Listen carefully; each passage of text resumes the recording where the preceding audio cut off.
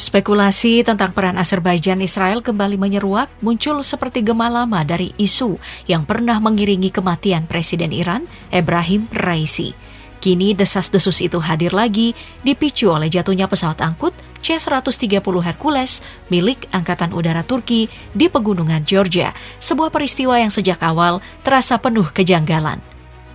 Presiden Erdogan langsung tampil memberikan pernyataan armada drone pengintai diterbangkan hanya beberapa menit setelah insiden itu terjadi dan operasi pencarian dilakukan dengan intensitas yang tidak biasa. Lebih mengejutkan lagi, kotak hitam pesawat ditemukan dalam waktu yang sangat singkat, membuat banyak pihak mulai bertanya-tanya, apakah ini semata-mata kecelakaan tragis atau ada cerita lain yang belum muncul ke permukaan? Semua pertanyaan itu akan kita bedah satu persatu.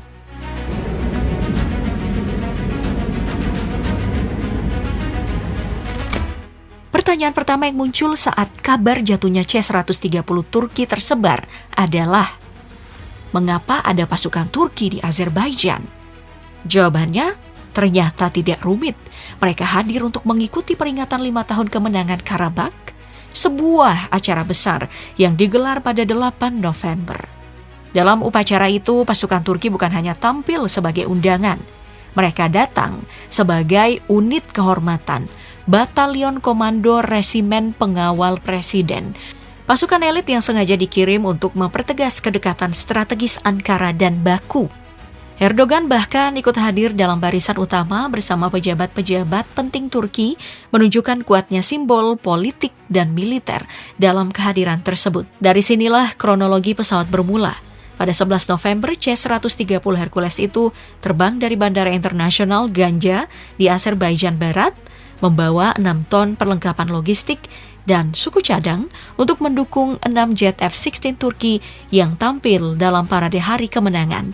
Di dalamnya terdapat 20 personil, termasuk teknisi pesawat tempur, tanpa amunisi, tanpa bahan peledak, hanya kru dan perlengkapan pulang. Rute pesawat menuju Merzifonte, Turki berjalan normal sampai pesawat mendadak menghilang dari radar setelah melewati perbatasan Azerbaijan-Georgia, tepat di kawasan timur Georgia yang dipenuhi tebing curam dan jalur pegunungan. Lalu beredar klaim bahwa pesawat ini sudah tua dan mungkin diterbangkan tanpa perawatan memadai. Namun fakta memperlihatkan cerita yang berbeda. Pesawat ini memang bekas milik Arab Saudi dan dibeli Turki pada 2012. Tetapi setelah itu, ia menjalani 2 tahun perawatan intensif, termasuk modernisasi besar pada sistem dan struktur. C-130 tersebut baru kembali aktif pada 2022 dan sejak saat itu melakukan inspeksi terjadwal. Statusnya bukan pesawat rongsokan, melainkan Axis Aircraft, yaitu pesawat cadangan yang tetap disiapkan untuk operasi bila diperlukan. Memang betul C-130 pernah mengalami kecelakaan fatal sebelumnya. KC-130 milik Korps Marinir Amerika Serikat di Mississippi dan menewaskan 16 orang. Dalam kasus tersebut penyebabnya jelas kegagalan perawatan yang membuat baling-baling terlepas. Simulasi ahli menunjukkan bahwa jika propeller terlepas saat terbang, ia bisa menembus badan pesawat, merusak kabel kendali, merobek struktur internal, dan melumpuhkan seluruh sistem hanya dalam hitungan detik, mengakibatkan hilangnya kontrol total. Pertanyaannya kini, apakah skenario seperti itu juga terjadi di Georgia? Dan disinilah penyelidikan mulai membawa kita ke arah yang jauh lebih menarik.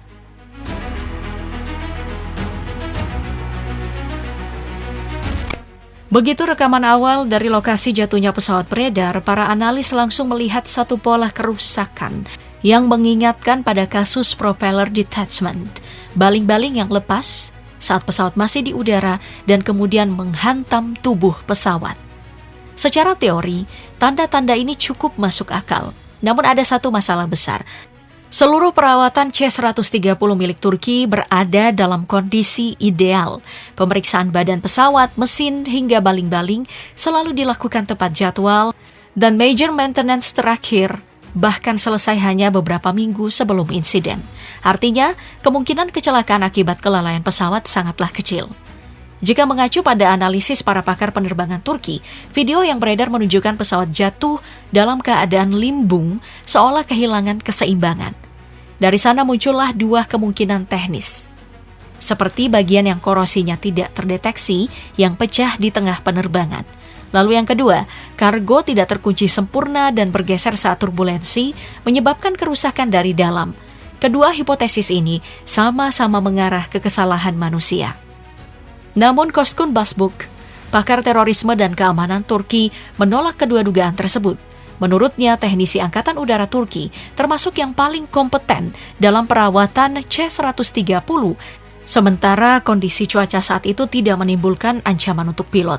Yang paling mencurigakan justru hilangnya pesawat dari radar 27 menit setelah memasuki wilayah Georgia tanpa adanya pesan darurat, tanpa sinyal bahaya. Di sisi lain, muncul interpretasi yang lebih gelap, kemungkinan terjadinya ledakan di udara. Beberapa ahli menilai pola sebaran puing mendukung skenario ledakan internal atau eksternal, meski penyebab pastinya belum pasti. Pada titik inilah teori serangan rudal atau sistem pertahanan udara mulai dipertimbangkan. Ahli keamanan Ibrahim Kelesh menyoroti jalur terbang pesawat. C-130 tersebut tidak melintas di atas Armenia, melainkan masuk ke Georgia langsung dari Azerbaijan. Perbatasan Azerbaijan, terutama yang menghadap Armenia, dipenuhi dengan sistem pertahanan udara otomatis yang sensitif karena belum adanya perjanjian damai. Dalam kondisi seperti ini, tembakan tidak disengaja dari sistem otomatis, meski tidak terbukti, bukanlah kemungkinan yang absurd. Ada pula spekulasi yang lebih ekstrim, operasi senyap Israel. Meski Azerbaijan negara mayoritas Muslim, Baku menjalin hubungan militer yang erat dengan Israel. Berbagai sistem drone, sensor, dan teknologi persenjataan canggih yang dipakai Azerbaijan berasal dari Tel Aviv. Itu berarti Israel punya akses teknologi tinggi, jaringan intelijen, bahkan kemampuan untuk melakukan operasi tersembunyi di wilayah tersebut. Saat retorika Turki terhadap Israel terkait Gaza semakin keras, sebagian analis mulai melihat pola yang mirip dengan insiden wafatnya Presiden Iran Ebrahim Raisi pada tahun 2024, yang juga terjadi setelah keterlibatan Azerbaijan pada hari-hari sebelumnya. Akhirnya satu pertanyaan besar pun menggantung, apakah jatuhnya C-130 ini sekadar kecelakaan atau bagian dari permainan intelijen yang tidak pernah muncul ke publik? Jawaban resminya belum ada, tetapi ruang untuk berbagai skenario masih terbuka lebar.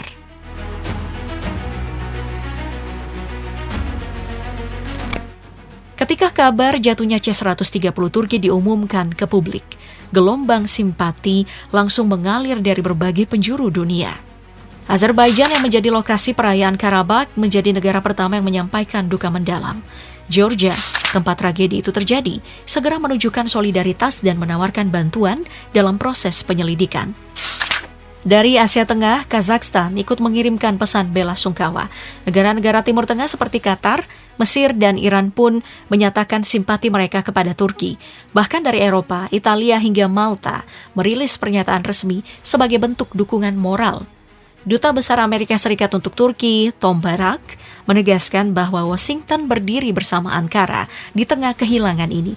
Sementara Sekretaris Jenderal NATO, Mark Rutte, mengirimkan bela sungkawa terdalam, menegaskan bahwa tragedi ini menyentuh banyak pihak di luar batas-batas politik. Di tengah panasnya situasi geopolitik, momen ini seolah mengingatkan bahwa rasa duka tetap mampu menyatukan negara-negara yang biasanya berada dalam posisi berseberangan.